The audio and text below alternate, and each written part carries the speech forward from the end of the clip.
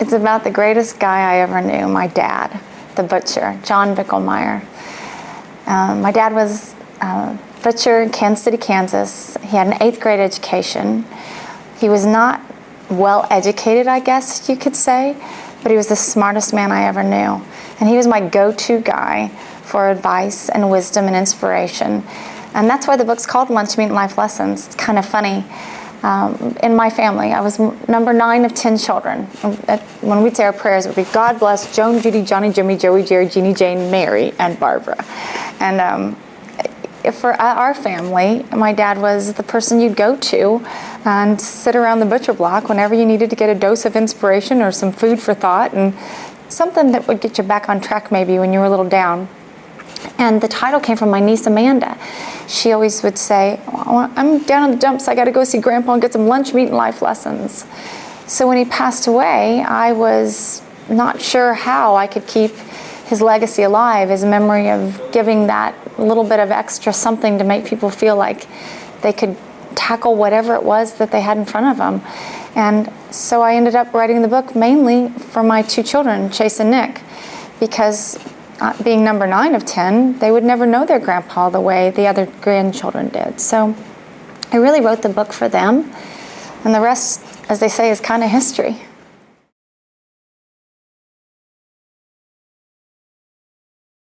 I really didn't decide to become an author. I think really what happened was I'm an accidental author because I decided to just write this book about my dad that I would share with my family. So he passed away when he was 88, and what would have been his 90th birthday, I gave all my siblings this book, and really more to keep his memory alive in our family. And then after that, I'm so surprised and overwhelmed by what's happened.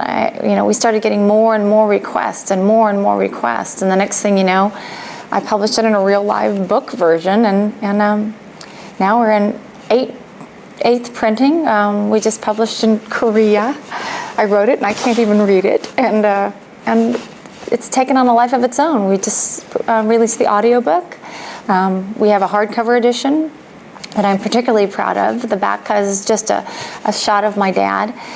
So again, I think it was all an accident, but I think for some reason his wisdom resonates with people all over the world, and now the epitaph that we put on my mom and dad's tombstone, to live in hearts we leave behind means not to die, is taking on a life of its own, and they're living on far past what we ever anticipated within our family, and far past, I think, what my mom and dad would have ever thought possible when they were here on this earth.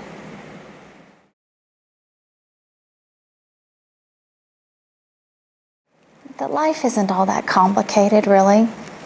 Here was this simple Kansas City butcher with an 8th grade education who would dish out much more than the pound of ground beef or the side of bacon. He always would give people a little bit more, a little extra. In the book I talk about the comeback sauce, and I think it's that simple. Put the comeback sauce on everybody that you want to come back, and they will. Leave a legacy. It's not that difficult. As there's so many little bits of wisdom, butcher's wisdom as I call them in the book. Things like the first hunk of meat you sell is yourself. As I said, don't forget the comeback sauce. Find the like. If you don't like somebody, they don't like you. Figure out what you like about them. Don't take life so seriously. You're never going to get out of it alive anyway. Or I think one of my favorites is, it's not the pursuit of happiness, it's the happiness of pursuit that inspires. So it's really all about making the most out of what you've been given and treating people the way you'd like to be treated. So it's pretty simple grassroots wisdom, but I can tell you from watching the kind of following my dad had while he was on this earth and now after, it's advice worth listening to.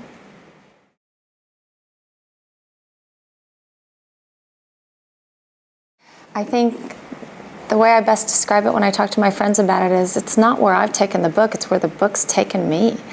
From the simple little publication that I gave to my brothers and sisters on what would have been my dad's 90th birthday, We've now got a soft cover edition, a hardcover edition, an audio book, it goes on and on. We have comeback sauce now. One of the sayings in the book is don't forget the comeback sauce. And so many readers were requesting comeback sauce that we now have that. I have speaking engagements. I mentioned we've just published the book in Korea. I wrote it. I can't even read it. And I've been asked to go everywhere from 4 corners of the U.S. and I've been in front of groups as small as 20 and as large as 700. So it's interesting too, because it's not even one kind of group of people. Yes, there's the corporate engagements, and companies love the book and they love buying the book in bulk because they want to give it to all their employees. And at the same time, I've been in McLennan, Texas, at the Texas Area Principals Association meeting, all the administrators and teachers. And the University of Indiana uses it in their School of Education. It's required reading. Shawnee Mission East High School in Shawnee Mission, Kansas. It's part of their leadership studies curriculum. They read Lunchmeat Life Lessons, and they read Stephen Covey's 7 Habits of Highly Effective People. Side by side, they back them up, bookend with each other. So those are the 2 textbooks. So where it's taking me is everywhere and all over. So it's really been an incredible ride, and I'm so grateful.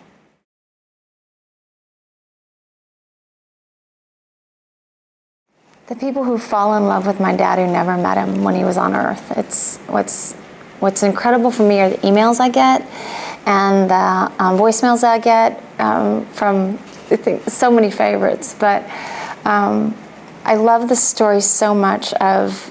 I was speaking at the Delta Gamma Officers Training Seminar, and I was at Ohio State University.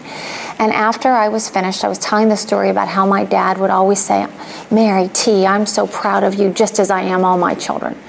And how never once in my entire life did I ever get, "I'm so proud of you," and it was just about me. He would always say, "I'm so proud of you, just as I am all my children," and remind me that I was part of something bigger than myself, the Bickelmeyer family. I was one of 10 children. And after I signed a book for a woman, and she smiled and shook my hand and said, "I'm originally from Kansas." And she said, I can't wait to read the book on the airplane home." So I got back and I opened up my email, and there was an email from the reader. And her name is Barb Probst. I don't know if you recognize that last name. And she said, "I loved your book. I loved everything about it. I read it on my flight home to Phoenix. Remember, I'm the girl who was originally from Kansas." She said, "I especially like the part, 'I'm so proud of you, just as I am all my children.' You see, my son Jeff is in the limelight.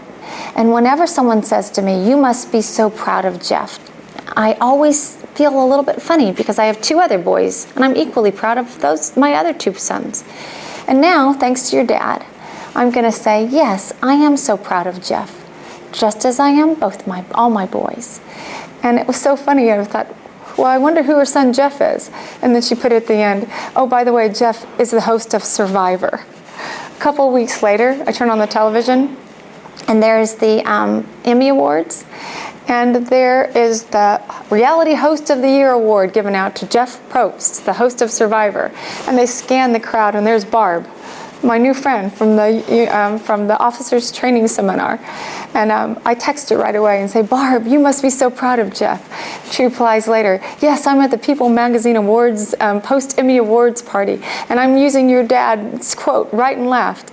Yes, I am so proud of Jeff, just as I am all my boys. Thanks, John Bickelmeyer, for giving me something to say that makes me feel proud of myself and proud of my children."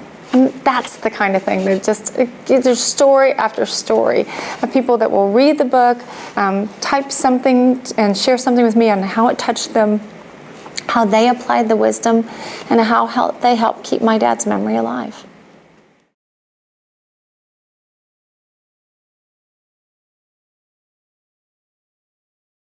This is my picture of my mom and dad, John and Mary Bickelmeyer of Shawnee, Kansas. And I think one of the things that I wanted to mention when we had a chance to talk was it really wasn't just about my dad.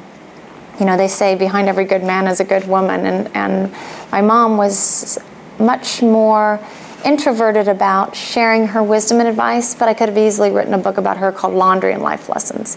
Being one of 10 children and the girly girl, when everybody else was out working on the farm, I really enjoyed my time with my mom folding towels, and it was such a warm, safe haven and such unconditional love. And I think the epitaph on my parents' tombstone, "To live in hearts we leave behind means not to die," is a tribute not just to my dad, but to my mom as well. And we just started last November 9th, on my mom's birthday, the tribute site for my mom and dad, www.heartsweleavebehind.com. heartsweleavebehind.com. And because both my parents died from heart disease, a portion of the proceeds from all book sales, or all sales of anything related to the book, goes to the tribute site in honor of my mom and dad, in order to help keep not just my dad's memory, but my mom's memory alive as well.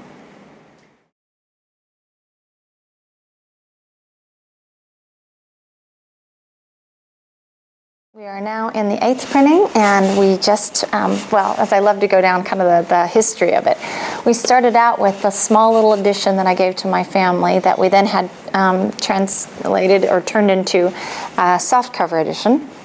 We then got out of nowhere a request, because of the book sales on Amazon.com, from an agent in Korea who wanted to represent the book, and within the month it was picked up and it's now published in Korea. I've mentioned this before, but I wrote it and I can't even read it. And what's crazy about this is not a picture of my dad, but it looks like him. My dad had such huge hands, butcher's hands, and he had those really wise, deep eyes with crevices, and kind of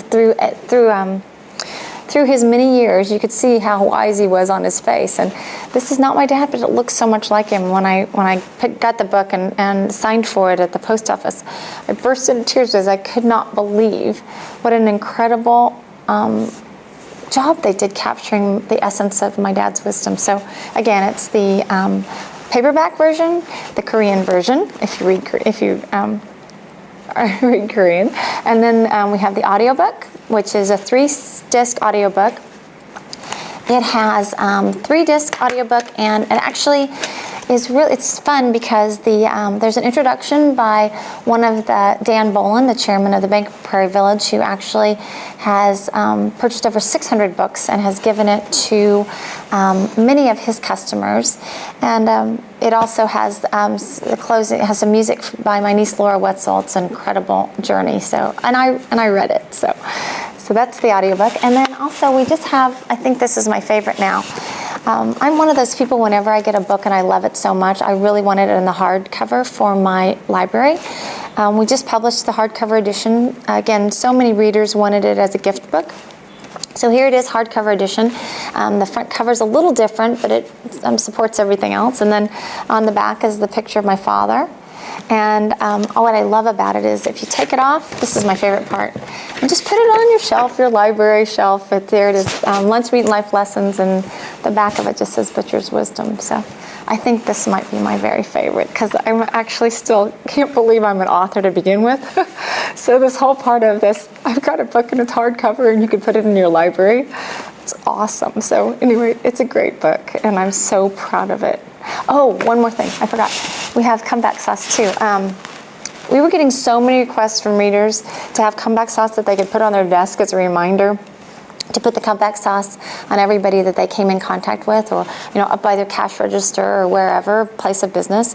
And my sister-in-law Marty bottled Dad's comeback sauce, and we now have it as part of the portfolio of offerings from the Butcher Block Inc. is what we've been talking about as far as our little company now that has so many things that are, I think, expanding from the basic grassroots wisdom that my father shared.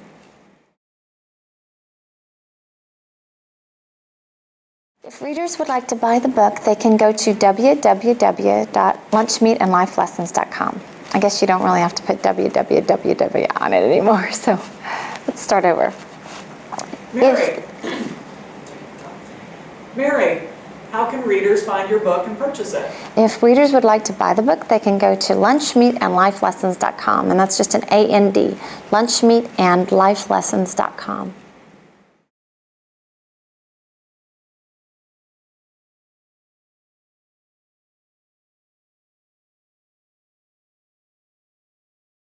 I started blogging again, because a lot of the readers of Lunchmeat Life Lessons wanted to continue the journey of spending time together. So I started the blog at the Butcher Block Exchange, and it's the Butcher Block Exchange blogspot.com.